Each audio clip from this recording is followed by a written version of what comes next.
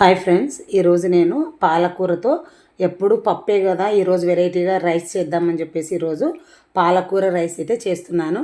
Variety ఏముందండి, ఇందులో మేము కూడా చాలాసార్లు చేస్తాము అనుకున్నారు, కానీ నేనైతే ఫస్ట్ టైం చేస్తున్నాను అనమాట పాలకూరతో రైస్.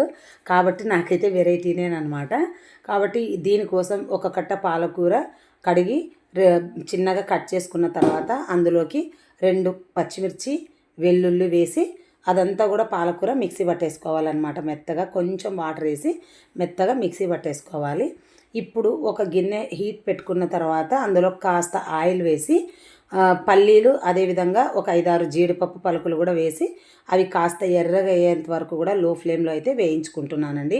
ఎందుకంటే ఇప్పుడు పాలకూర రైస్ తినేటప్పుడు మధ్య మధ్యలో ఆ విత్తనాలు, జీడిపప్పు నోటికి తగులుతుంటే ఆ రైస్ ఇంకాస్త టేస్ట్ పెరుగుతుందని చెప్పేసి ఈ విధంగా ఎర్రగైన తర్వాత కాస్త పక్కకు తీసి పెట్టుకొని అదే ఆయిల్లోకి ఇంకాస్త ఆయిల్ వేసుకొని 2 లవంగాలు, చెక్క, యాలకులు కూడా వేసి ఇవి కాస్త వేగిన తర్వాత ఇందులోకి ఉల్లిగడ్డ, కరివేపాకు కూడా వేసి ఇవి కాస్త వేగనివ్వాలన్నమాట. ఇది ఉల్లిగడ్డ పూర్తి ఎర్రగా కావాల్సిన అవసరం లేదనమాట, కాస్త ఫ్రై అయితే సరిపోతుంది. ఇప్పుడు ఇందులోకి మనం మిక్సీ పట్టేసుకున్నాం కదా పాలకూర మిశ్రమం అంతా కూడా ఇందులోకి అయితే వేయాలన్నమాట. ఇప్పుడు ఆ పాలకూరలో ఉన్న వాటర్ అంతా సపరేట్ అయిపోయి మనకి ఆయిల్ వచ్చేంత వరకు కూడా వాటర్ అంతా ఇంకిపోయి ఆయిల్ సపరేట్ అయ్యేంత వరకు కూడా మనము లో ఫ్లేమ్లో కుక్ చేసుకోవాలన్నమాట.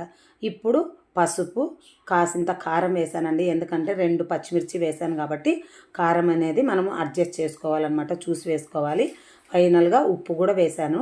ఇవి ఇంత కూడా ఉడికిన తర్వాత చూడండి ఆయిల్ అప్పుడే సపరేట్ అవుతుంది కదా. ఇప్పుడు కాస్త ధనియా పొడి వేసుకొని ఒక 2 నిమిషాలు కలిపిన తర్వాత ఫైనల్గా చూడండి ఆయిల్ అయితే సపరేట్ అయిపోయింది చూడండి బాగా.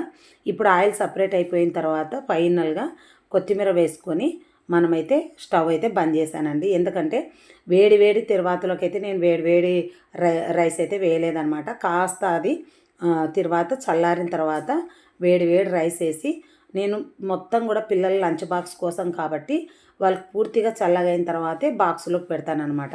కాబట్టి నేను చూడండి ఇప్పుడు ఆ వేడి రైస్ అంతా కూడా వేసి ఆ తిరువాతలోకి కలిపేస్తున్నాను అనమాట.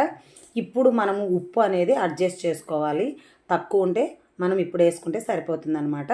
ఈ విధంగా అంతా కలిపిన తర్వాత ఫైనల్గా మనం వేయించి పక్కన పెట్టుకున్న జీడిపప్పు, తర్వాత పల్లీలు వేసి ఒక్కసారి ఆ విధంగా కలిపేస్తే చూడ్డానికి కలర్ఫుల్గా ఉంటుంది. పిల్లలకి ఏదో మా అమ్మ వెరైటీగా గ్రీన్గా ఉంది అన్నట్టు కనిపిస్తుంది కదా.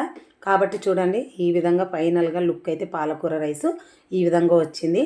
ఈ రైస్ చూడగానే మా పాప 2 పూటలకి కూడా నాకు అదే లంచ్ బాక్స్ పెట్టమ్మా అని చెప్పేసి పెట్టించుకుందనమాట. అబ్బాయికి అయితే ఒక పూటకి టమోటా చట్నీ అన్నం అయితే పెట్టా. Boy friends.